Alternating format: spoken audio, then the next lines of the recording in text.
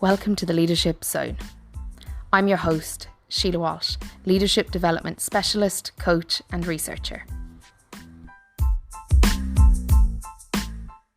In this episode, I'm going to talk about one of my favourite things to do with leadership. And this comes up in all the work that I do. And it comes up internationally, so it doesn't seem to have a cultural element. It seems to be more humanistic. So ultimately, we need to back ourselves. What does this mean? In leadership, if we are not in backing ourselves, if we are not encouraging the direction we wish to go, if we are not believing in ourselves, then it is really hard to foster that in others. It also allows others to manipulate us and undermine us. Now, trusting in yourself and having that self-belief isn't the belief that you have all the answers or that you know everything or that every decision you make is correct. That idea is actually perfection and doesn't really result in self-belief. It results in continued pressure to never make a mistake. Self-belief is, I will do my best and I will figure it out, and trusting in oneself to figure it out. And often people who are very self-driven by a personal agenda have a lot of self-belief because their focus is on what they're trying to achieve. What I found is that leaders with more altruistic, more inclusive, more collective agendas often doubt themselves because they're utilizing multiple different opinions in their progress. They know that you don't succeed alone, you succeed with the support of others, whether it's invisible or not. But also they often tend to be more self-reflective and therefore have more self-doubt because they're looking at themselves. You're thinking about the decisions you're making, you're questioning yourself, less ego-driven. But the issue with this is that there can be an internalization of challenges or a belief that they should be more certain or know more than they do.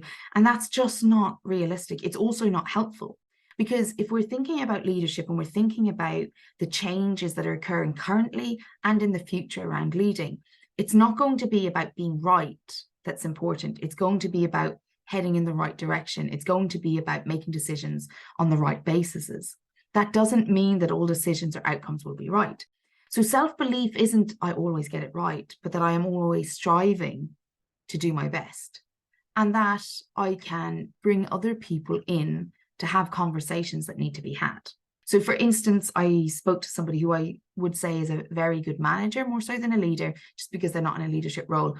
And in the conversation, they said to me, and I really thought this was helpful, I don't really worry about getting it wrong because I know that I can reach out to people who have the right answers and ask them the questions.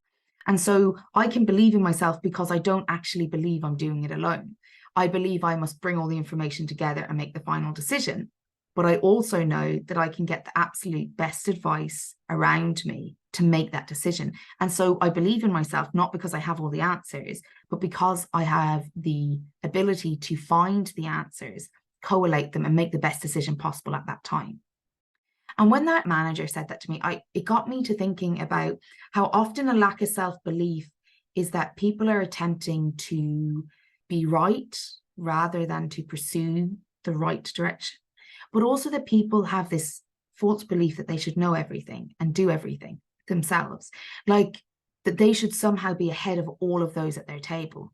But I really think that to back ourselves, to say, well, actually, I'm going to do my best, and that then involves collaborating and connecting with other people who also within their area can do their best, allows you to believe in your capacity to create great results without kind of leaning on that egotistical view that it's you who makes all the decisions and it's only you who knows all the right answers. Now, one of the things is it depends how you've been taught about management and therefore then understand leadership. That sometimes if you've been socialized or engaged in particular industries, that the more senior you go, the less collaboration exists, the less conversation, the less we're allowed to get it wrong. That you are going to struggle with this concept, and I acknowledge that up front. But if we're thinking about leadership for the future of work and the workplace now, if we're thinking about 5 generations working together with very different skill sets, if we're thinking about legislation, productivity, employee engagement, employee attraction, if we're thinking about the challenges that face the workplace now, it's a little bit unrealistic to think you'll have all the answers or that you know everything. What's more realistic for you is to say that actually I believe in myself at figuring this out, at supporting others to make good decisions and to figure things out, at collaborating to make the best decisions we can in the moment. But often people struggle to back themselves because of previous experiences that have nothing to do with leadership. They obviously do today because they're impacting their leadership, but have nothing to do with leadership in the sense that it may have come from a self-esteem, an experience of being the other or not being in the in-group, or vice versa. People back themselves who grew up within the in-group, and they don't always reflect or consider how they may not be taking all opinions into account, or may not be seeing the situation wider than their own perspective. And so for those of you listening who definitely know that you do not back yourself, or you're not sure what that looks like, then my piece of advice for you is to think about that, and to think about the ways that the kind of scaffolding that you've built so that you can make good decisions and understand things well. But also think about how you might behave if you backed yourself, how that might improve your performance, how that might give you a better experience. Now, for those of you who back yourselves with little doubt and are sure that you have all the answers and that you are the smartest person in the room, and I know because statistically leaders, we have a kind of an interesting split, I want you to think about how you might be missing data because your worldview is limited, as is all of ours. And so while you may be backing yourselves really well, it might be worth bringing in some self-reflection, but also the ability to listen to feedback more effectively. Because when we've had experiences that we are constantly reaffirmed, it's very hard to imagine that we aren't getting it right or that we have a limited worldview.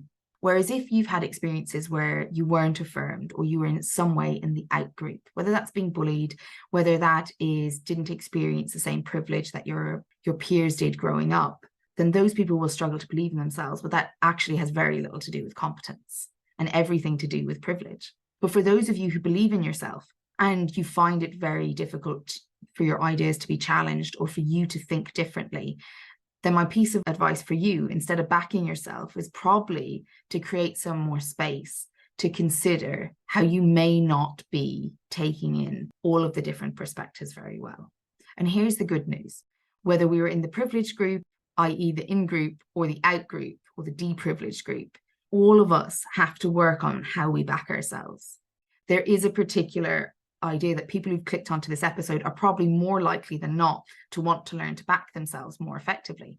However, everybody needs to consider how they're backing themselves. Is backing ourselves getting approval from seniors? Is backing ourselves being liked? Is backing ourselves where we seek approval rather than collaboration? Is backing ourselves believing that we're smarter than everyone in the room? Is backing ourselves not really listening to other people and just enforcing our own will? Because the thing is, how we back ourselves influences how effective we are. And regardless of which end of the spectrum we're on, whether we don't back ourselves at all, or we overly back ourselves and we don't leave room for reflective practice, for considering our errors, for bringing in other perspectives, we still have to work on how we back ourselves, because ultimately how we back ourselves has an impact on how effective we are, but also our competence. Because if we aren't backing ourselves, that will have a direct impact on how competent we are, because we will be less influential. If we overly back ourselves, we might create outcomes that we're happy with, but we're likely to be less competent because we're missing whole other perspectives and worldviews and points of view and input, simply because we're more comfortable holding that position that we may be the smartest person in the room. And last but not least, the middle grounders, the people who don't necessarily think they're the smartest in the room, but might actually be, and therefore aren't engaging in the room in an effective way. If we are not in rooms that we have value to add, as well as in rooms that we have value to gain, then we're going to find that we stagnate. That's where you'd see a lot of cult followings happening in different areas and different industries, because people are bringing some wisdom to the room, but they're not necessarily entering rooms where they have learning to do. And so backing ourselves needs to be something that is considerate and balanced. We need to know the difference between backing ourselves and sacrificing ourselves, as well as the difference between backing ourselves and actually believing that we are the smartest person in the room with the best opportunities. What I've learned from working with multiple different people with multiple different personalities and different kind of starting points with this conversation and different histories is that there's nobody backs themselves without effort in a balanced way, regardless of your starting point, because we tend to always overly rely on how we do things. We just tend to repeat those patterns. And when we're thinking about leadership and backing ourselves, we need to go beyond what we're comfortable with. And we need to consider where adjusting our approach would add more value, improve our competence, and be more effective. And for different people, that will be challenging in different ways. But how we back ourselves does tell people about how they can interact with us, trust us, and relate to us. And so this isn't something to ignore. If you've stumbled upon this episode or if you've intentionally found it, I'd encourage you to think about the balance you might need to bring into your approach to backing yourself. Is there an approach where you can back yourself as a person while also remaining open to multiple perspectives and ideas? And I think that's the balance that we should probably be aiming for, that I can back myself and trust myself, but also that I remain open to influences and ideas from others so that I can ensure that I improve my competence as well as my effectiveness. So I hope that was helpful. I'd love to hear from you. All of my handles for social media are Sheila Walsh 1. That's SILEWALSH1. Pop on and leave me some comments about this. Equally, you can pop me an email at info@sheilawalsh.com, and there'll be links in the description for you to work with in terms of signing up for my leadership letters, which are sent kind of bi-weekly, or going on to read other related material. Thanks for listening. Thank you for listening to the Leadership Zone. We can continue this conversation over on Twitter, and my Twitter handle is @SheilaWalsh1, or at LinkedIn, you'll find me under Sheila Walsh. To book a free consultation to discuss your leadership needs or the leadership development needs of your organisation, simply visit my website www.sheilawalsh.com and book a free leadership consultation. I look forward to hearing from you.